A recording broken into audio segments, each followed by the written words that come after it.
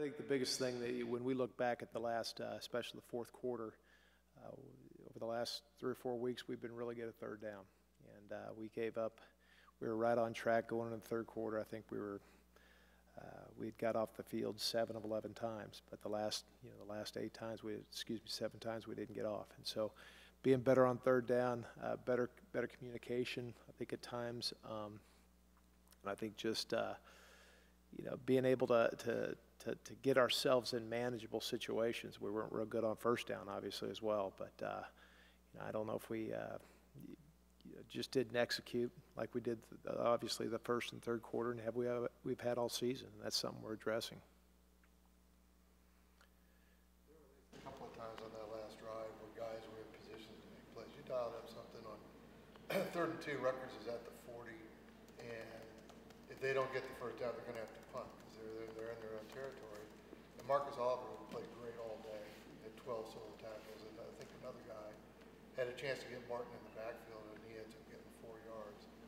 Is that something you can talk to kids about and say, hey, you got to understand the situation in the game and break down and make sure you get a hold of that guy? Well, I think you look throughout that game. Shoot, there's so many instances where we could have made a stop in the last 20 minutes of that game. So it's hard to look. Certainly there were areas where maybe we down the ball, make them, eliminate some of those big plays, or we stop them on third down and give our offense, who had done a great job the whole day, the ball back. So, what the approach we took, we didn't spend a lot of time on Rutgers, the video. All right, we're moving on.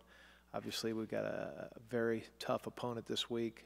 We talked about overall lessons learned, what we've done good, and getting back to doing some of those things we've done well, and certainly address some of the areas, whether it's communication, player communication on the field, whether it's I think maybe we tried to do a little too much against Rutgers from a check standpoint. So we blitzed formations, blitzed some different things that maybe was a little bit too much at this time. I mean, you're one of the better pass rushes in the league. It didn't seem like it was getting there maybe a lot on Saturday. Michigan State gives up fewer sacks than anybody else in the Big Ten. What wasn't working Saturday, and how crucial is it to fix that before you face? Well, I think our blitzes, we didn't get home on our blitzes, number one, and a lot of our pressure this year has come out of 4-man rush. I thought they did a good job. They were getting rid of the ball pretty quick as well. We didn't get him in a lot of situations where he had to hold the ball on third down. He was getting rid of the ball pretty quick on third and medium, third and short. So for us to be able to pressure, we've got to be in situations where he has to hold the ball a little bit longer, and they did a good job as well up front. Let me ask Kevin the same question. One of the top quarterbacks in the Big Ten, if not the country. What makes him so effective, and this is the problems a guy like that presents?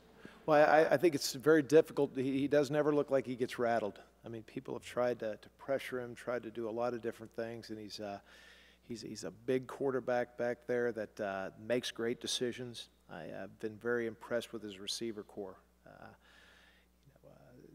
Guys that are make tremendous catches. I think they obviously made a huge catch against Rutgers there in the last drive. So guys that are making great catches, and he's got a lot of confidence in his receivers, and he's got an experienced line. So he's a guy as well where he from a run threat, he's ran speed option. He'll tuck it away and run. So I think he creates a lot of problems for a defense. Had another really good game. Is he continuing to be at least one guy in the secondary you feel like you can count on? He has. I think for sure. Had a couple. I think he'd love to have that opportunity at a pick back. I think he's one of the top in the country at pass breakups. We need to, have him finish because he's got great speed. He's got great ball skills, and so I think he's close to be able to make some plays back there from an interception standpoint. But absolutely, he is getting better every week. Pretty well last week throughout the game. What did you see that Michigan did well that maybe you'll take from that? I think what you've seen, I had not seen Michigan on tape much. I've obviously heard a lot. Our defense is, our offense had seen them on tape a little bit this year, but both those programs up front, I think they play very, very hard up front, very, very physical, both Michigan and Michigan State defensively, and so you know, I think, you know, we've got a very good front as well. So, you know, it'll be a great week for our big guys up front to be challenged, and, you know, we need to play better and play like we have for most of the season up front.